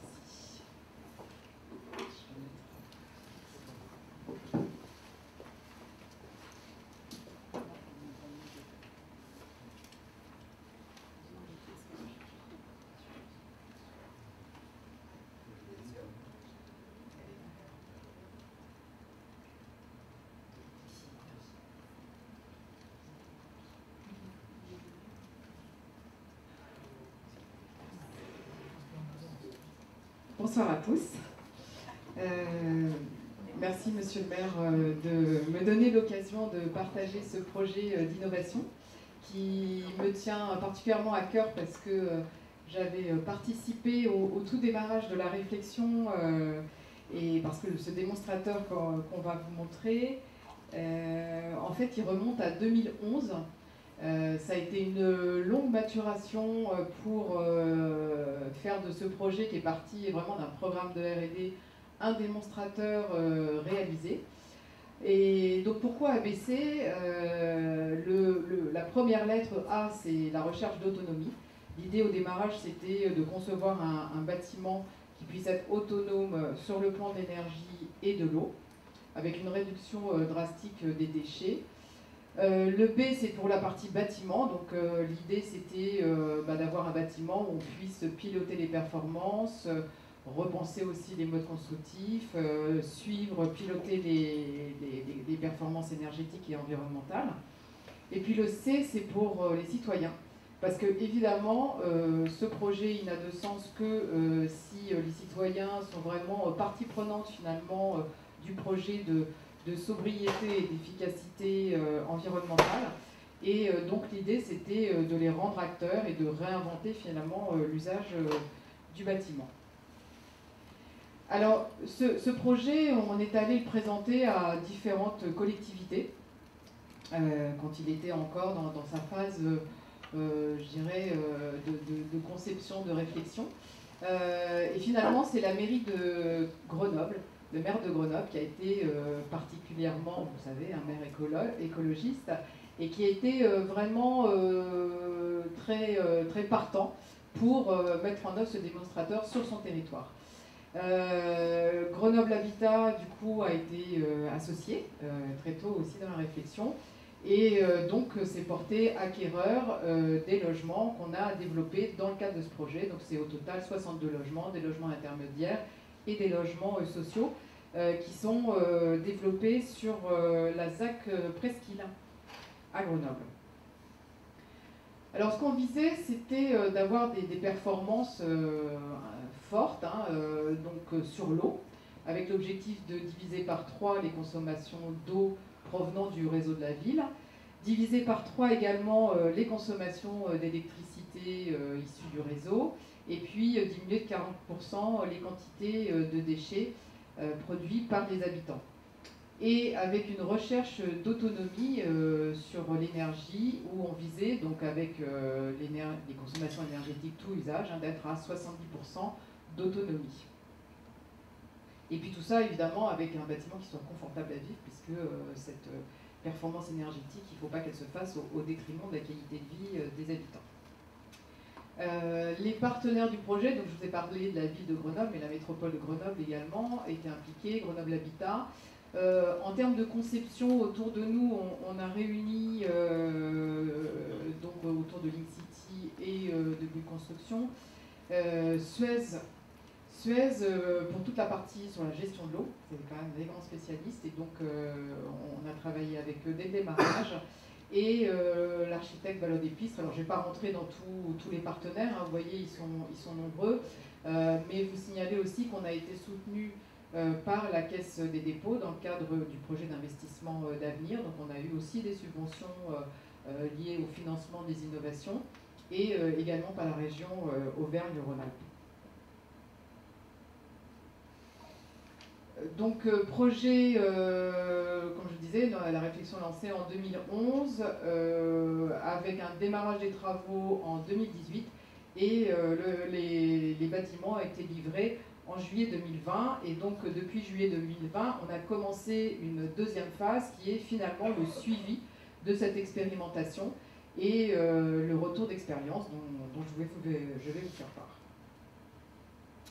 Alors, on va commencer par l'énergie. Donc sur l'autonomie en énergie, le premier sujet, et ça a été d'ailleurs beaucoup évoqué aussi sur les projets de rénovation, c'est vraiment de travailler sur la sobriété et l'efficacité. Alors là, on est dans du neuf, mais on a quand même cette même problématique, donc tout un travail sur l'éco-conception des bâtiments, avec une recherche déjà de compacité dans la conception du bâtiment. Et ça, c'est très important pour éviter au maximum les déperditions sur les parois du bâtiment. Une isolation avec de l'isolant biosourcé, de l'isolant liège en façade. Et donc, c'est un bâtiment qui est extrêmement bien isolé. On a aussi limité au maximum les ponts thermiques. Et puis, du triple vitrage sur l'ensemble des bâtiments, avec des brises soleil également, donc ça permet d'avoir un bâtiment passif en fait, donc il y a une très forte inertie pour lutter à la fois contre les fortes chaleurs et contre le froid. Donc tout ce travail sur la performance de l'enveloppe du bâtiment a été aussi complété par un travail sur les équipements.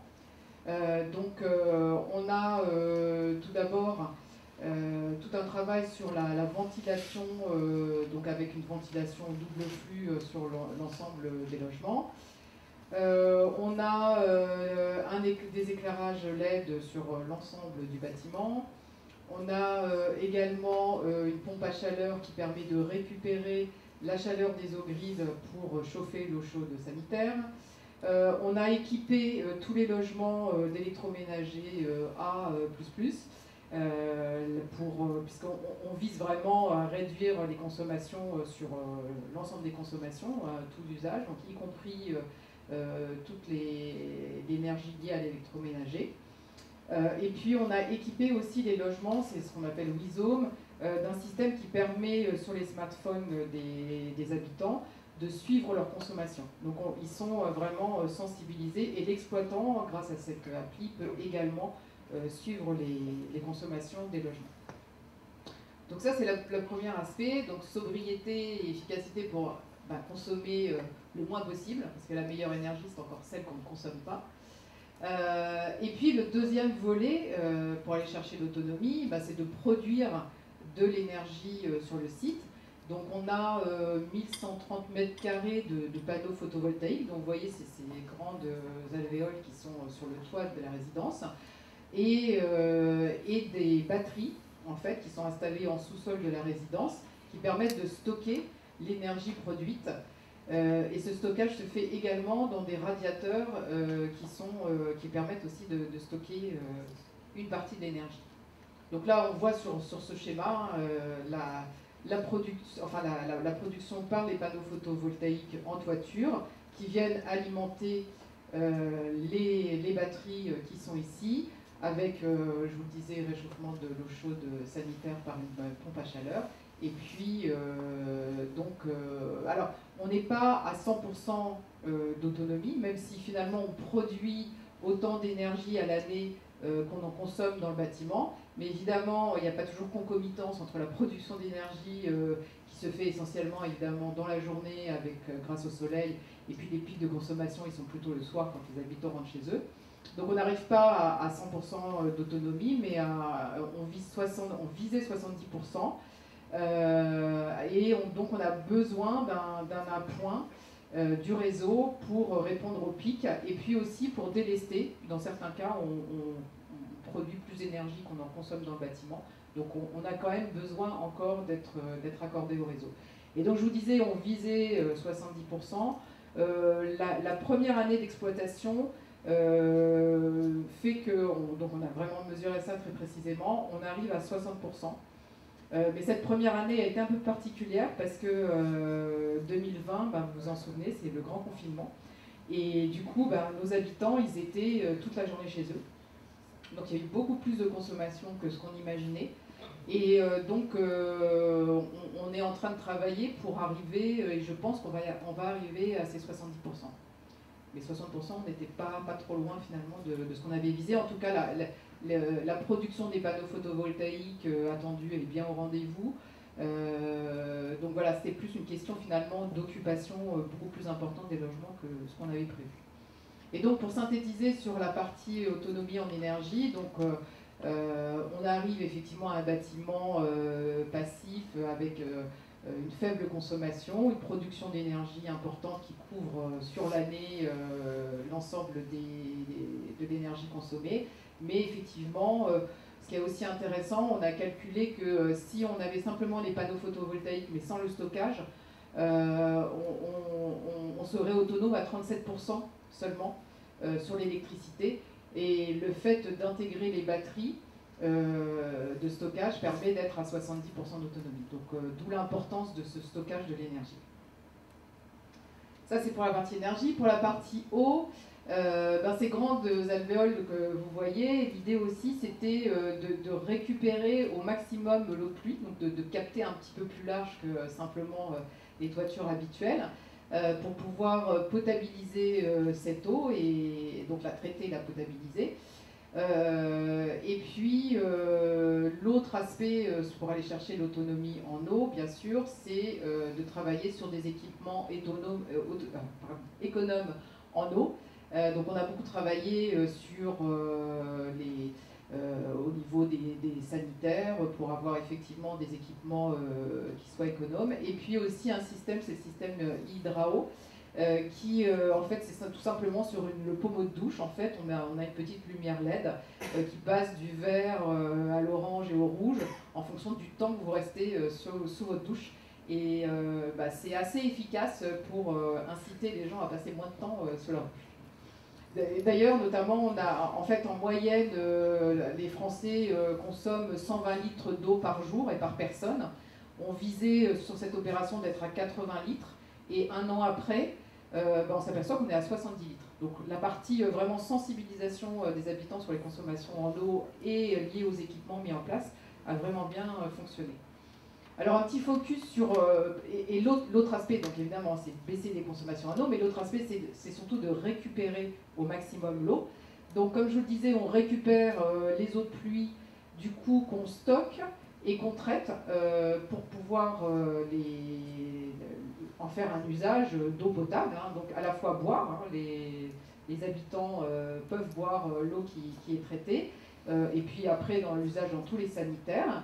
On a aussi des douches qui permettent de recycler directement les eaux usées de la douche.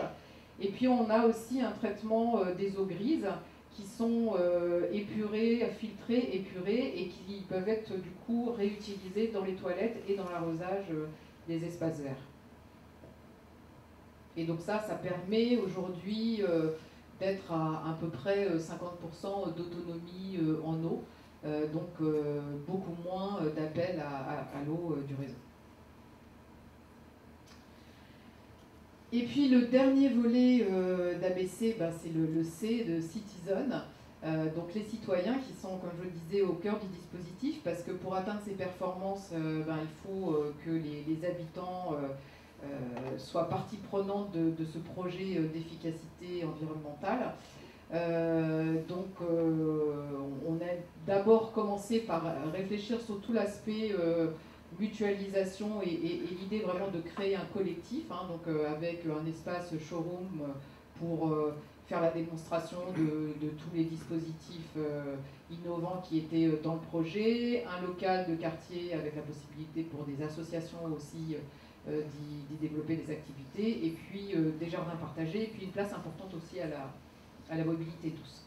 Alors la particularité sur ce projet, c'est que en fait, on a en amont travaillé dans le cadre d'un programme R&D sur tester l'acceptabilité sociale des différents dispositifs qu'on mettait en œuvre, et particulièrement la potabilisation de l'eau, parce que c'était quand même le sujet qui inquiétait le plus, qui pouvait inquiéter le plus en tout cas les habitants.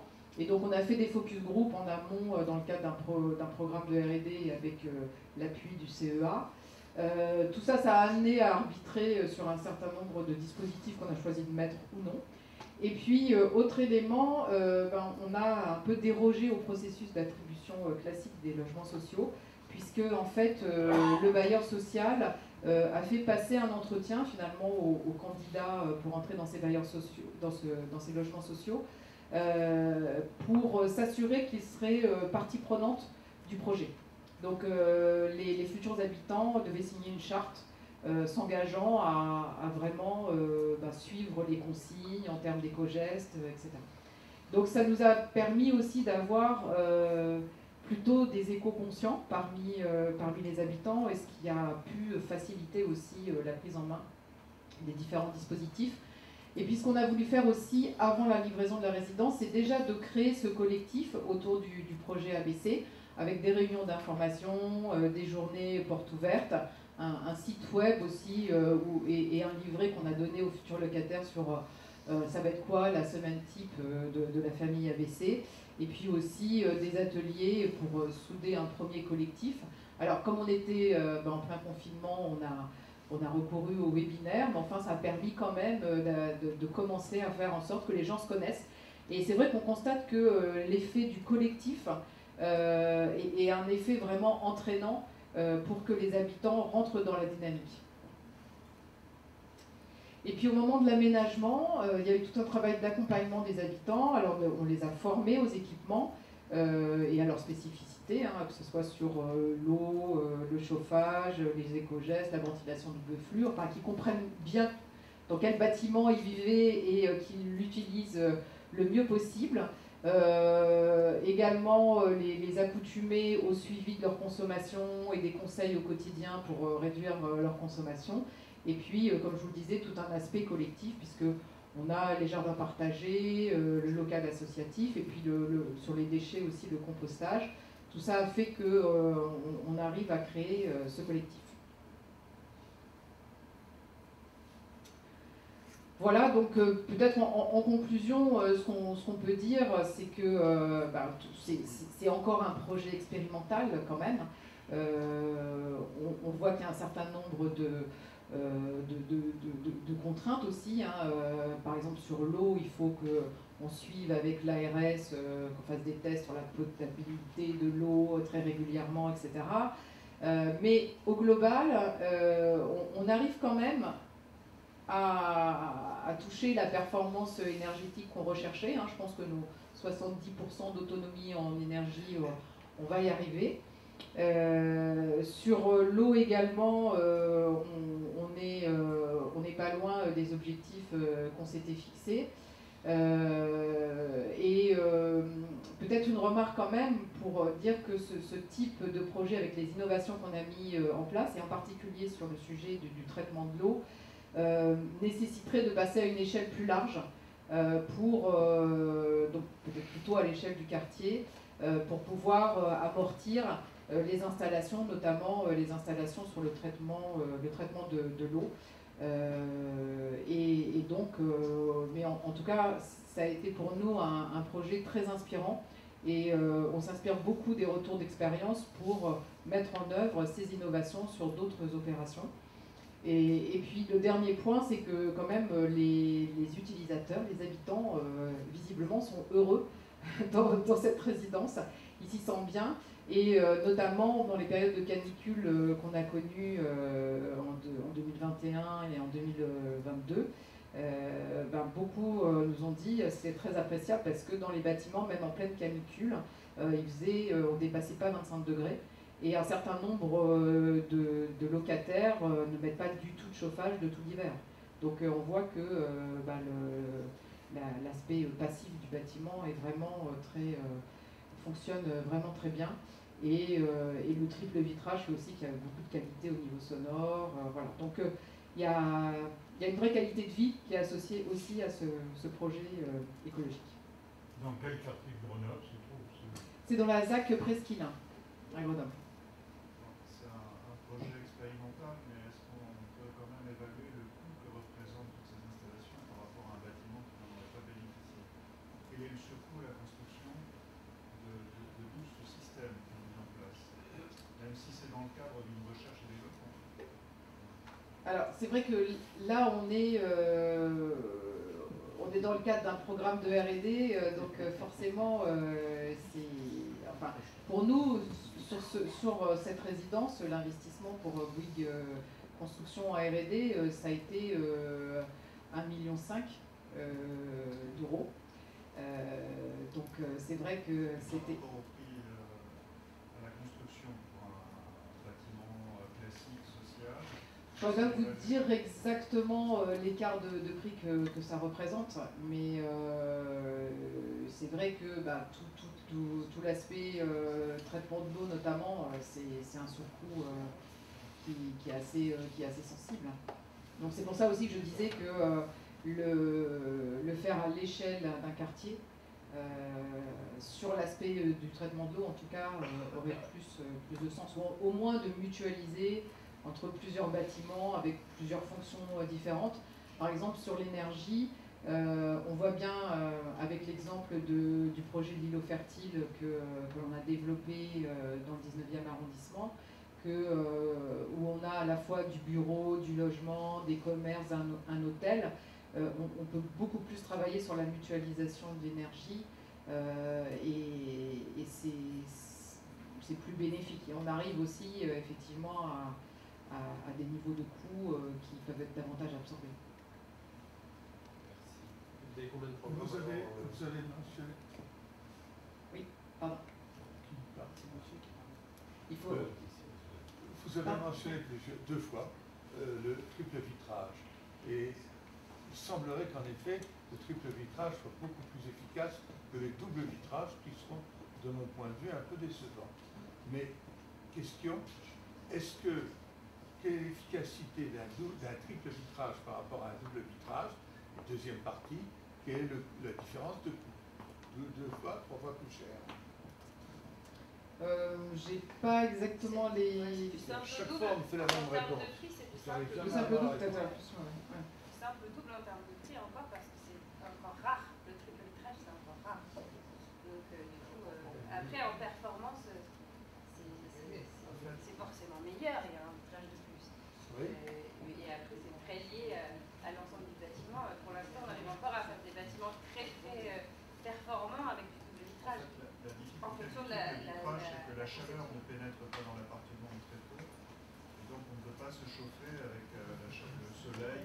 fait sur une façade. Mais par contre, effectivement, il y a une inertie qui fait que, voilà, si on chauffe sur Je crois qu'il faut qu'on arrête là parce qu'en plus il y a un atelier après. Voilà. Donc je n'aurais pas m'arrêter. Merci. Merci de votre attention. Ça c'est normal. C'est cool.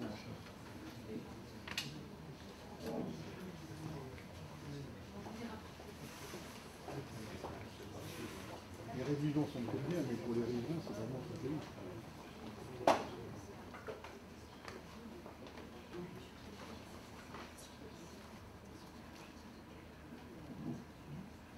Voilà, on a pris un petit peu de retard, donc on va passer assez vite sur les concepts clés, les chiffres clés. Je pense que vous avez eu beaucoup d'informations ce soir, et notamment beaucoup de chiffres, donc on va surtout s'intéresser aux actions.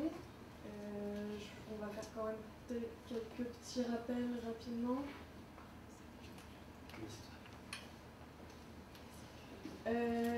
Oui, alors on commence toujours cet atelier sur un petit focus effet de serre. Juste pour rappeler que l'effet de serre, c'est donc un phénomène qui est naturel et qui est indispensable à la vie, sinon la température ne serait pas de 15 degrés sur la Terre. Le problème, c'est quand l'effet de serre est amplifié. Et donc ce qui amplifie l'effet de serre, c'est la concentration de gaz à effet de serre dans l'atmosphère. Bon, ça très rapidement, je pense qu'on en a tous conscience, mais donc l'idée c'est que la température a beaucoup augmenté ces dernières années, donc c'est pour ça qu'on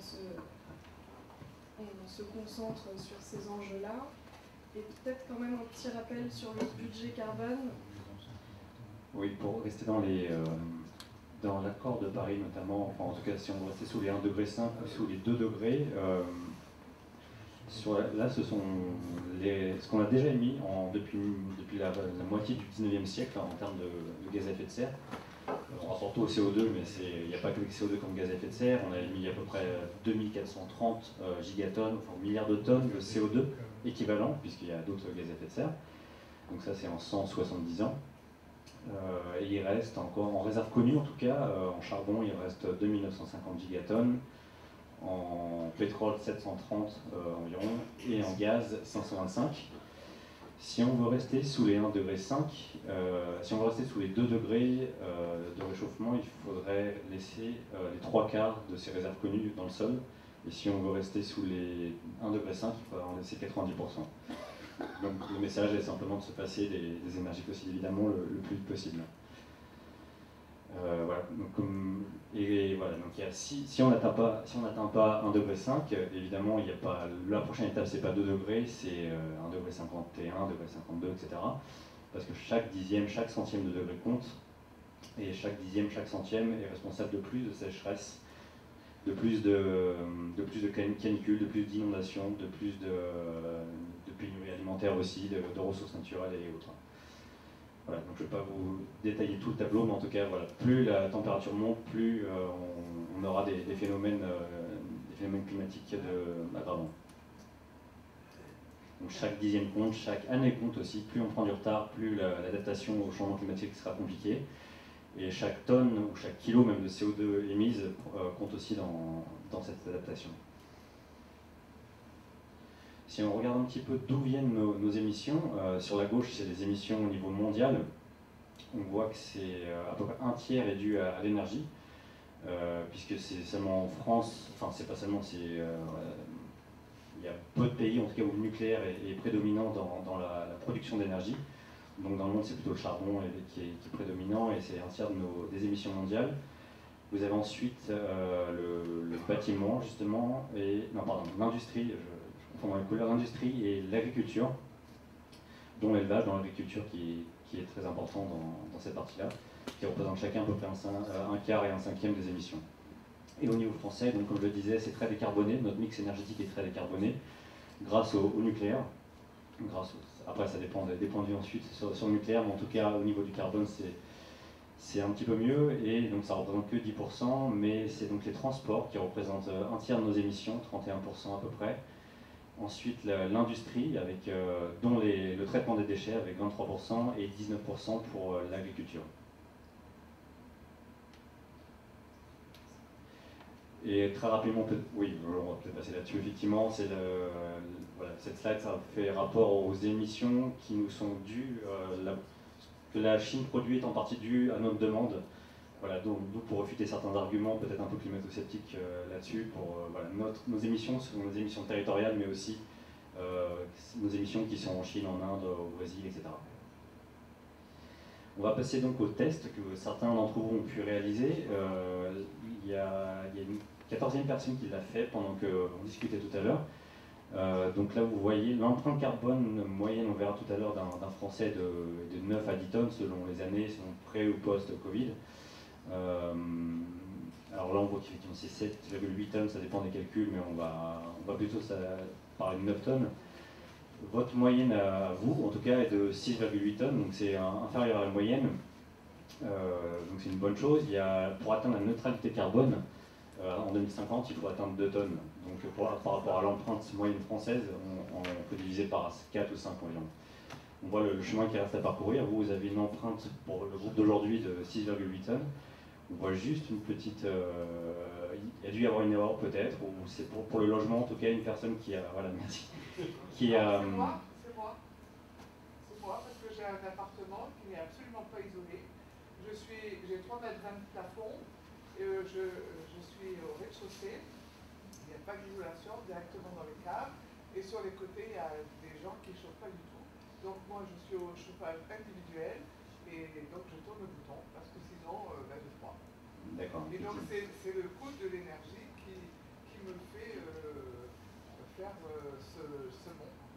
Alors, on pourrait revenir un petit peu plus en détail après, mais il me semble que 27 tonnes à peu près, il y a peut-être eu une erreur de saisie, mais ça me paraît un petit peu beaucoup quand même. Donc vous vous situez tous à peu près dans la partie gauche, en tout cas aux alentours de... l'échelle n'est pas très précise, mais une tonne et demie pour chaque poste d'émission. Donc c'est l'alimentation, les services publics, on y reviendra un petit peu sur ce poste un peu spécifique. Le logement, la consommation, ce qu'on appelle divers, le numérique aussi qui fait partie de la consommation et les transports. Donc là vous voyez un petit peu déjà, d'après votre empreinte, ça rejoint ce qu'on disait tout à l'heure, l'alimentation et les transports qui sont des postes prédominants dans votre empreinte individuelle et ça rejoint l'empreinte nationale aussi. Est-ce que déjà peut-être certains d'entre vous d'autres sont surpris peut-être de leurs résultats, ils pensaient que ce serait moins, ce serait plus? On en discutera tout à l'heure ensuite, de toute façon. Voilà, donc comme je le disais, l'empreinte moyenne d'un Français, c'est 9 à 10 tonnes. 1 tonne 8 en moyenne pour l'alimentation, 2 tonnes 8 pour les transports, dont l'avion, effectivement. On reviendra aussi sur cette partie-là. La consommation, 1 tonne 9. Le logement, donc c'est principalement la construction et le chauffage, 2 tonnes 4 par habitant et par an. Et les services publics, alors ça selon les données, parce que ce sont des données un peu opaques en général, ça varie entre 1 tonne 1 et 1 tonne 4, c'est-à-dire la construction d'infrastructures, la police, l'armée, les mairies par exemple aussi. Tout ça rentre dans l'empreinte des services publics. Et donc vous voyez, en bas, c'est l'objectif qu'on doit atteindre pour atteindre la neutralité carbone, de diviser par 5 nos émissions au niveau individuel. Et peut-être pour passer ensuite, on va passer ensuite à on va changer de rythme et discuter un petit peu ensemble juste après. En termes d'équivalence, alors là c'est un site, vous pouvez faire le test vous-même sur un site qui s'appelle Mon Convertisseur CO2. Et 2 tonnes, ce que représente 2 tonnes, donc la neutralité carbone pour un individu, c'est par exemple 276 repas avec du bœuf. C'est-à-dire qu'en mangeant 276 fois du bœuf dans une année, vous avez déjà atteint les 2 tonnes. Vous pouvez rien faire d'autre si on peut dire. Ça représente aussi 1 million de kilomètres en TGV, 10 km en voiture, ou voilà, 5 télé aussi. C'est pour avoir des équivalences. En tout cas, ce site est intéressant. Je vous laisserai le visiter. Ça vous permettra de voir un petit peu comparer un petit peu vos habitudes par rapport à ces 2 tonnes.